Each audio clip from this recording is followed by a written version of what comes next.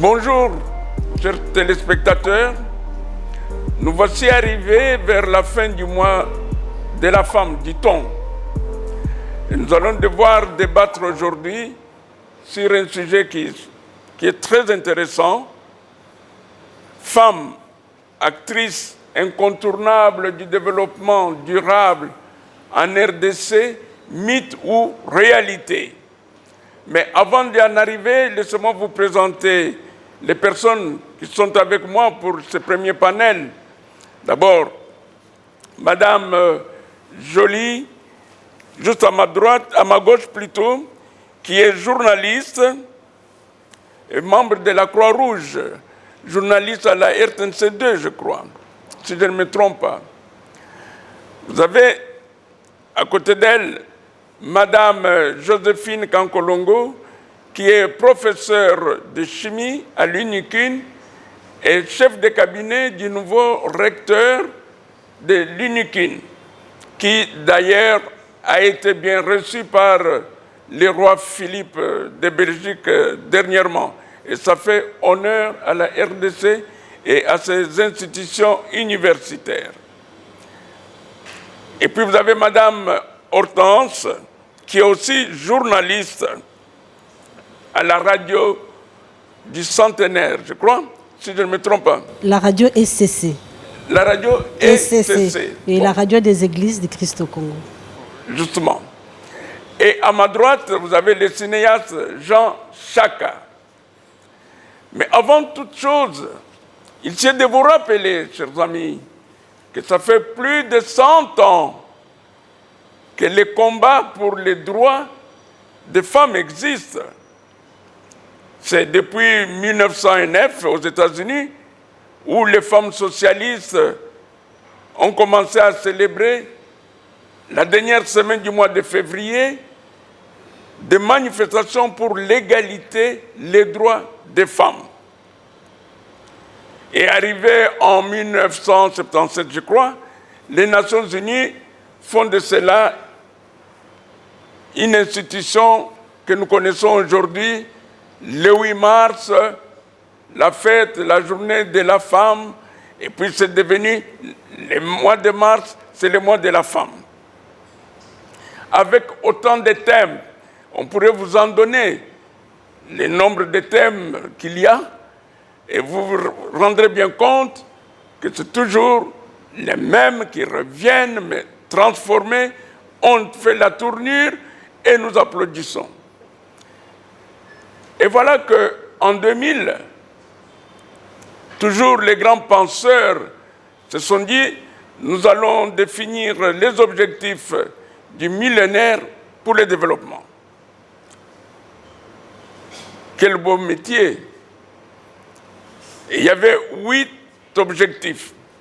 Et je peux vous en donner la quintessence. Éliminer l'extrême pauvreté et la faim. Assurer l'éducation primaire pour tous. Mais on n'a pas dit si c'était gratuit ou pas. Promouvoir l'égalité des sexes et l'autonomisation des femmes. Réduire la mortalité infantile et post-infantile. Améliorer la santé maternelle, combattre le VIH-Sida, le paludisme et d'autres maladies. Préserver l'environnement et mettre en place un partenariat pour le développement. Il ne s'agit pas ici de faire des leçons ou quoi, mais que l'on se dise, nous sommes pendant le mois des femmes, qu'avons-nous fait? Qu'est-ce qu'on aurait pu faire? Malgré les 8 objectifs du millénaire, et on en dira plus quand on viendra au deuxième panel, qu'en sont devenus ces 8 objectifs. Madame Joly,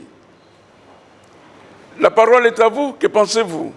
Nous remercions l'ASBL ETEC qui nous a donné cette opportunité de partager à travers cette émission, de parler de la femme dans le cadre de ce mois qui est dédié aux droits de la femme. Alors par rapport aux différents thèmes, je me dis, ces différents thèmes que vous avez évoqués, que nous célébrons chaque année depuis plus de décennies, en son présent d'or. Pourquoi? Parce que ces thèmes contribuent beaucoup à l'éveil de conscience de la femme que nous sommes. Sauf que le contexte n'est pas le même. D'une manière générale, sur le plan mondial, il y a quand même des avancées significatives, mais les grands problèmes restent au niveau de chaque pays respectif. Je m'explique. Tel que vous nous avez donné ces drafts, où vous avez énuméré quelques objectifs, éliminer l'extrême pauvreté et la faim. Si vous regardez ailleurs, certains ont déjà atteint un seuil de développement. Comme je l'ai dit, sur le plan mondial, on donne des orientations, il y a de lignes à suivre. Mais c'est au niveau de chaque pays que nous devons mettre ça en application. Assurer l'éducation primaire, je sais qu'à un moment donné, ici en RDC, l'UNICEF a mené une campagne de toutes les filles à l'école. Et j'étais parmi les journalistes à l'époque qui couvraient les activités de l'UNICEF. Franchement, cette campagne-là avait de résultats escomptés. Ça avait vraiment produit de bons fruits. Mais c'était une action qui était financée. Et quand le projet était terminé, c'était maintenant le devoir de notre gouvernement de prendre la relève, de pérenniser ces projets-là. Parce qu'on a vu de filles aller à l'école. La campagne était tellement forte et l'UNICEF, avec le mécanisme qu'il avait mis en place, on essayait même d'atteindre les enfants qui sont au niveau de banlieue, au niveau des provinces, pour stimuler ces filles-là d'aller à l'école. Pourquoi? Parce que parmi cet objectif, pour parler de l'épanouissement de la femme, il faut commencer de le bas âge. Le bas âge, c'est la fille. Nous savons bien que nous, les Africains, quand on parle du développement de la femme, nous avons un retard parce qu'il y a eu des contraintes liées à la tradition. Longtemps, la fille ne devrait pas aller à l'école. Ce qui a fait qu'aujourd'hui, si nous cherchons à atteindre un pourcentage élevé de femmes instruites, c'est parce que quelque part, il y a eu un bon moment où la fille n'était pas scolarisée. Malheureusement, ça n'a pas été pérennisé. Madame, sans vous couper la parole, l'UNICEF existe toujours. Vous n'allez pas nous dire que l'UNICEF n'est plus là. Et pourquoi? Pourquoi ce frein? Oui, mais c'est Valérie, l'UNICEF a tant de projets. Et l'UNICEF ne se retrouve pas seulement en RDC. On vous a donné des orientations. On a même financé, je crois, pendant 10 ans la campagne. Normalement, nous avons le ministère du genre, nous avons le ministère de la jeunesse, nous avons un programme du gouvernement. Les ministères du genre, souvent dirigés par les dames. Bon, oui, par les dames, oui, vous avez raison, mais il faut aussi qu'il y ait l'accompagnement, il faut qu'il y ait de financement. S'il n'y a pas de financement, s'il n'y a pas une politique pour le développement de la femme que la pauvre ministre doit exécuter, s'il n'y a pas un bon accompagnement du gouvernement, ça reste que l'être est morte. Mais peut-être que Madame professeure va nous en dire un peu plus. Surtout que vous êtes professeur de chimie, donc ça fait encore l'éclat de se dire, tiens, voilà quand même une dame qui s'en sort. Et aujourd'hui, chef de cabinet, directeur, ça fait encore un plus. Merci beaucoup. Merci aux organisateurs pour cette invitation, pour l'occasion que vous donnez à la femme, notamment de s'exprimer. Alors, en effet, je suis professeur de chimie, je suis à la faculté des sciences et justement, je vais d'ailleurs commencer par là par rapport aux stéréotypes qui ont été évoqués par ma prédécesseuse. C'est un stéréotype, il y a plusieurs stéréotypes, notamment, comme vous le dites, chef de cabinet, une femme, tout de suite on voit que c'est exceptionnel. C'est ça justement, ces stéréotypes-là, ces mythes-là qu'on aimerait casser. C'est vrai que je suis une femme de science. Et vraiment aujourd'hui, moi, chaque fois que j'ai l'occasion de parler, c'est pour défendre ma science, c'est pour défendre la technologie, l'ingénierie. Parce qu'aujourd'hui, c'est vrai, on parle des objectifs de millénaire, de développement, on parle des ODD, etc. Mais là-dedans, quand on voit, il y a un mot-clé qui apparaît, c'est développement. C'est-à-dire que c'est des pays qui se mettent ensemble pour essayer de voir dans quelle mesure des pays qui sont sous-développés puissent se développer. C'est en fait ça. En gros, si on doit définir cela. Et donc, notre pays, On dit toujours que notre pays a un sous-sol riche, il a un climat favorable, etc., etc. Mais ce qu'on ne dit pas souvent, c'est que la RDC a une population extrêmement pauvre. Donc aujourd'hui, ce que je peux dire, c'est que la RDC doit essayer un petit peu de changer sa vision, de changer son histoire, de changer sa manière d'agir, sa manière de fonctionner. Et aujourd'hui, pour que la RDC puisse sortir justement de cette léthargie, de ce sous-développement, pour qu'elle puisse parler, cette RDC-là, le même langage technologique que les pays qui sont développés, il faut absolument il faut une touche scientifique.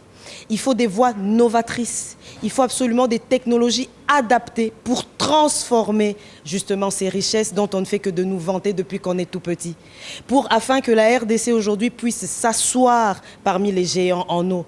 Afin que la RDC puisse être pourvoyeuse en énergie, en Afrique, pourquoi pas. Et qu'elle puisse être, attendez, on peut rêver, qu'elle puisse être la nourricière de la terre parce que c'est possible. Donc il faudrait absolument qu'elle revoie sa manière d'être. Moi, je suis en train de parler en tant que formatrice. Je suis à l'université, j'enseigne.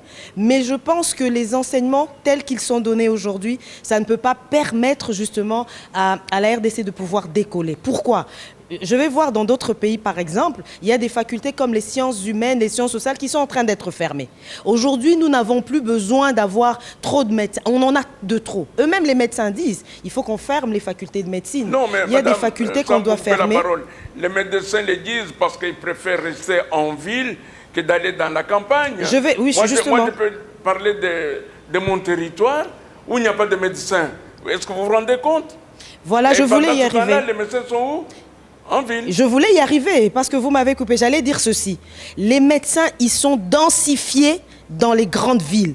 Ceux qui existent déjà devraient être plutôt allés dans les villages. Ceux qui existent déjà. Et on a suffisamment de médecins aujourd'hui. Parce qu'un centre de santé qui doit avoir juste 2-3 médecins, mais aujourd'hui, on en a 200-300. Parce qu'ils se retrouvent dans des centres de santé, dans les quelques hôpitaux qui existent et densifiés dans les grandes villes. Mais il faudrait qu'on puisse les déployer ailleurs. C'est ce que je voulais dire. Donc voilà. Et donc il y en a suffisamment, même des juristes, etc. Mais ce qu'il n'y a pas suffisamment, c'est des ingénieurs, des technologues, des scientifiques. Il n'y en a pas suffisamment. Et c'est cela dont on a besoin aujourd'hui pour qu'ils puissent transformer les ressources afin que ce pays puisse un jour parler le même langage technologique que les pays qui sont développés. Ainsi, on pourra dire que OMD, ODD, ok, on les a finalement atteints. Très bien. Sans vous couper la parole, avant de donner la parole à Mme Hortense, j'essaie de vous rappeler que c'est vrai, dans certains pays, je donne le cas du Ghana, vous trouverez plus des écoles techniques, des instituts supérieurs techniques par rapport à la RDC, où vous avez des universités, même dans des villages où il n'y a pas l'électricité, il y a une université. Bon, ça c'est encore ce qui est contradictoire. Et il n'y a pas une école agricole, mais il y a l'université. Il n'y a même pas d'école de bijouterie, alors que nous avons des ressources. Nous n'avons pas une école de bijouterie. Voilà. Alors, Madame Hortense, qu'en pensez-vous? Merci beaucoup, Monsieur Valérien, de m'avoir donné la parole. Et surtout, je remercie aussi les organisateurs pour cette tribune des femmes, pour défendre et parler de la femme. Alors, je suis congolaise, j'aimerais parler de la RDC, mon pays. Quand vous dites qu'est-ce que vous avez déjà fait ou qu'est-ce que vous faites pendant ce mois, mais écoutez, il y a des avancées. Depuis 1977, qu'on a déclaré le mois de mars comme mois de la femme, en RDC, il y a beaucoup d'avancées dans ce sens-là. Par exemple, avant, il n'y avait pas la femme, avant de travailler, la femme devait avoir l'autorisation l'autorisation maritale. Cette histoire-là, c'est prohibé. On a passé outre. Sur le plan social, la femme a plusieurs avancées. La femme ne pouvait pas s'asseoir là où il y avait des hommes. La femme était à la cuisine. La femme, son rôle, c'était d'avoir des enfants, veiller sur l'éducation des enfants, peut-être. Mais aujourd'hui, nous sommes là. La preuve est que nous sommes là, parmi les hommes, en train de parler, de débattre, parler de la femme, défendre la femme. On a vu le président Félix Tshisekedi, lors de sa tournée à l'espace Kassai, où il a défendu la fille. Il a été contre le mariage précoce. Et ça tombait bien parce que c'était dans son province où il parlait, où le mariage précoce était plus prôné par les parents la population qui était pour ces mariages précoces. Et il a dit qu'il n'était pas pour. Donc, il a dû faciliter la tâche, donner l'occasion, la chance à toutes les filles d'aller à l'école, d'étudier au même titre que les hommes, que les garçons. Parce que regardez, à l'école maternelle déjà, nous faisons plus de points, de pourcentage que les hommes. Mais plus vous avancez en âge, plus vous avancez même au niveau d'études, il y a des filles qui abandonnent. Et parmi ces raisons, c'est les mariages. Et très souvent, c'était les mariages forcés. Les parents t'obligent à te marier, peut-être pour des raisons peut-être financières, mais en tout cas, vouloir ou pas, la fille était obligée de faire la volonté de ses parents. Et sur d'autres plans, je vous dis qu'il y a vraiment plein d'avancées. Donc pour dire que, par rapport à votre question, qu'est-ce que vous avez déjà fait, qu'est-ce que vous êtes, qu'est-ce que vous faites, en tout cas, on a fait beaucoup dans ces domaines-là. Très bien, merci. Monsieur Chaka, le cinéaste, qu'est-ce que vous en pensez? Bien, je remercie ETEC pour cette émission.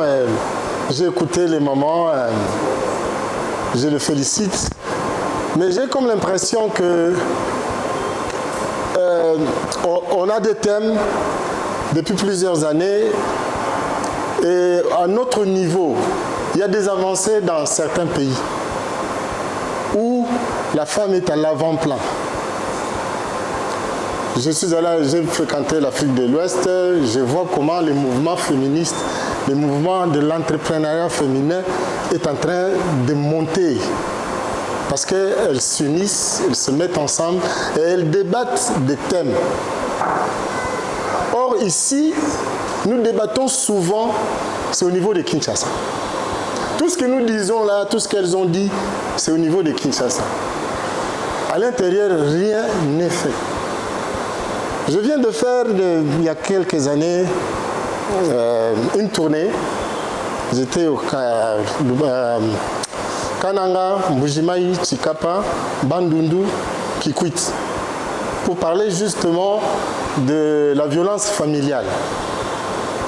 La violence familiale, je dis, ce que les enfants subissent de la part de leurs parents et ce que la femme aussi subit, surtout la jeune fille. La jeune fille qui se marie contre sa volonté à 13 ans, parce que dans ces contrées-là, c'était fréquent. Et les gens qui doivent normalement défendre ne le font pas, parce qu'eux-mêmes, ils se retrouvent dans ce que nous sommes en train de condamner. Ça a été difficile pour que nous puissions passer le message. Et quand on parle de 8 mars, c'est souvent pour Kinshasa. Est-ce que nous, à Bandundu, à Kasumbalesa, dans les coins perdus, est-ce qu'on parle de 8 mars? Est-ce qu'il y a une sensibilisation dans ces domaines-là? Il faut faire. Après 20 ans de mois de la femme, qu'est-ce qu'on peut retenir aujourd'hui? Et on continue à avancer dans le thème. Est-ce qu'on avance aussi dans la réalité, dans l'application? Aujourd'hui, on parle de... J'ai vu un thème compliqué, je ne sais pas comment, innovation technologique. Déjà, ici, à Kinshasa, pour que la femme... Pour que la technologie soit à la portée de, même pas seulement de la femme, même de l'homme, c'est un coût excessif. Et les gens qui sont à Mouénéditou, où il n'y a même pas d'électricité, vous allez lui parler de technologie.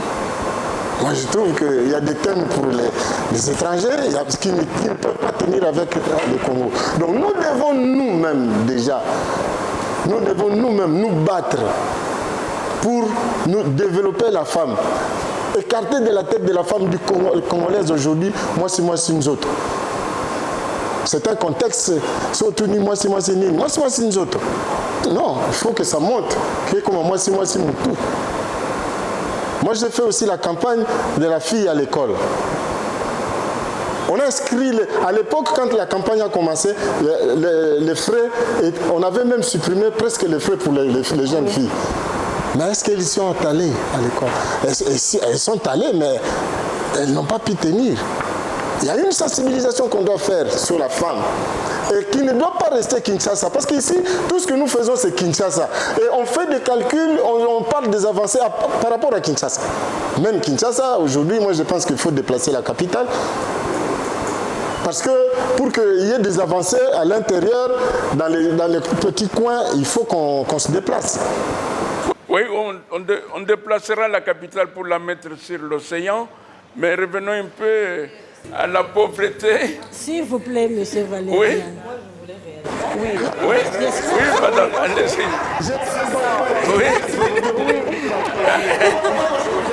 En fait, quand tu parles de la sensibilisation, je suis parfaitement d'accord avec toi. La sensibilisation, c'est au niveau de Kinshasa. Et la sensibilisation, c'est juste pour le mois de mars. Ça peut prendre le mois d'avril et puis c'est tout. Nous avons eu à effectuer une mission au Congo central avec ma consoeur Amine, elle aussi parmi l'assistance. Elle faisait de l'équipe au niveau du Congo central. Si j'ai une bonne mémoire, c'était en 2018. Et là, le thème de l'année mettait l'accent sur la femme rurale. Nous étions au Congo central pour échanger effectivement avec la femme rurale. Mais qu'est-ce que nous avons rencontré sur place? Il n'y avait pas une politique au niveau du gouvernorat. Il n'y avait même pas des activités organisées, même pas de formation. Et en arrivant sur place, après avoir eu de réunions au niveau du gouvernorat, nous nous sommes dit qu'on doit quand même proposer quelques activités. Mais il fallait un accompagnement, pas de soutien. Nous avons fait, je crois, une semaine à Matadi. Nous nous sommes dit qu'on doit quand même faire quelque chose parce qu'on devrait produire chaque jour et envoyer à l'RTNC certains CD pour la diffusion. Nous nous sommes déplacés pour Boma. Arrivé à Boma, nous avons rencontré les autorités politico-administratives. Pas vraiment de soutien conséquent. Nous avons travaillé avec le moyen de bord. Il n'y a pas de sensibilisation au niveau de nos provinces. Et ces femmes-là sont encore au stade zéro. Primaire. Au stade zéro. Tous les bruits qu'on fait ici à Kinshasa, parité, égalité de sexe, alors que c'était quand même une opportunité compte tenu du thème. Quand ça mettait en exergue la femme rurale, il fallait suffisamment conscientiser la femme rurale par rapport à son développement, par rapport à ce qu'elle fait. Elle cultive le champ, mais avec ça, elle peut bien nourrir sa famille, elle peut bien se développer. Comme tu as dit, les femmes aussi doivent se réunir parce que c'est une force. Même se réunir, les femmes qui cultivent le manioc peuvent se mettre ensemble, le maïs, les pondous. Comme ça, ils vont constituer une force même pour la vente de leurs marchandises, ce qui n'a pas été. Mais pour cela, il faut que l'information leur parvienne. Parce qu'on dit toujours la même chose. Mais justement, il faudrait que le gouvernement accompagne mais pourquoi voulez-vous nécessairement que le gouvernement accompagne, comment voulez-vous que les ministres fassent l'impossible? Madame, vous savez, vous permettez, non, arrêtons d'attendre toujours que ça soit X, Y qui fasse pour que nous puissions suivre. Si le gouvernement les fait mais le pour gouvernement d'autres secteurs... ne peut pas tout faire, madame, le gouvernement ne peut pas tout faire. C'est pas. Parce qu'il y a la politique nationale. Je m'explique. Voilà ce que dit madame Joly. Il y a la politique nationale. Et vous arrivez au niveau d'une province. Les autorités n'appliquent pas la politique nationale. Mais que font les associations à part râler, réclamer, dénoncer? Qu'est-ce qu'elles font? N'attendez pas du gouvernement. Ils sont défaillants, ok. Mais les associations? La société civile. Quand vous parlez de Kikwit, province dans le Bandundu, je crois bien, vous avez parlé de Bandundu. Et moi, j'ai dit que le gouvernement n'accompagne pas. Je vais m'expliquer. Quand il s'agit de 145 territoires, tout le monde y met la main pour contribuer. Quand il s'agit d'autres secteurs, par exemple, construction des routes, des acteurs de revoir, je ne sais pas moi quoi, en tout cas, le gouvernement est toujours à côté pour appuyer, des fois faire des descentes sur terrain avec des ministres provinciaux et consorts. Mais quand il s'agit de la femme, l'homme, tout en sachant que la femme est sa concurrente, peut-être il a peur. Qui sait? Non. Voilà. Moi aussi, je vous ai eu. Je vous ai provoqué madame, aussi. Madame, non. Écoutez, Les femmes, là, ce n'est pas les femmes qui ont crié pour qu'elles n'ont. Il a fait des son gré. Donc, voilà, l'homme, non, Non, la femme en soi, c'est passez une le force. micro. Ça, vous reconnaissez. Passez le micro à madame monsieur professeur. Valérin, je vous en Ouais. prie. Reconnaissez quand même la force qu'il y a à la femme. non, moi je reconnais la force de la femme. Mais quand la femme se met à dire que moi c'est ça, nous autres. Non, quelle femme vous dites, moi, c'est une autre? Quelle est la femme là? La Dans femme chaque cas, intellectuelle. il ne faut pas axer le débat Non, vers la Non, femme. non, ça, c'est quelle femme? Parce que la majorité intellectuelle, la majorité intellectuelle ne combat pas ça. Et ça commence à la base, ça monte. La base est plus importante que le pourcentage de femmes intellectuelles. Les femmes analphabètes sont importantes. Le nombre est important. Vous êtes d'accord avec moi? Et si c'est ce nombre-là qui est encore au bas âge, qui se met en tête ce concept, c'est que ça va poser des problèmes. C'est ce qui pose des problèmes jusqu'à aujourd'hui. En 20 ans, est-ce qu'on peut voir les avancées au niveau de la République démocratique du Congo? Madame professeure. Merci pour la parole. Alors, il est vrai que vous avez raison, en 20 ans, les avancées, on ne les voit pas, etc. Moi, j'ai toujours dit pourquoi est-ce la population n'arrive pas à changer sa manière de réfléchir. Tout simplement, c'est parce que le message qu'on lui donne ne convient pas à la personne du Congolais. Nous avons beaucoup de stéréotypes. La sensibilisation qui est faite. Aujourd'hui, vous n'allez même pas dire que les gens ne sont pas sensibilisés. Ça, ce n'est pas vrai. Les gens sont quand même sensibilisés, mais... Non, excusez-moi. Est-ce que je peux parler? Même à Kinshasa, les mentalités ne changent pas. Même à Kinshasa, vous allez voir une poubelle quelque part là. Elle est à moitié vide, mais il y a plein de détritus par terre. Et pourtant, on sensibilise les gens aux éco-gestes. Vous savez pourquoi ça ne marche pas? Mais regarde, mais si à Kinshasa ça ne marche pas, à l'intérieur ça ne va pas marcher. Le message qui est donné ne convient pas à la personne du Congolais. Lorsque le gouvernement, il émet des messages pour sensibiliser, malheureusement, il ne se réfère pas aux anthropologues, aux sociologues, aux ethnologues, aux communicologues, aux psychologues, aux neurologues.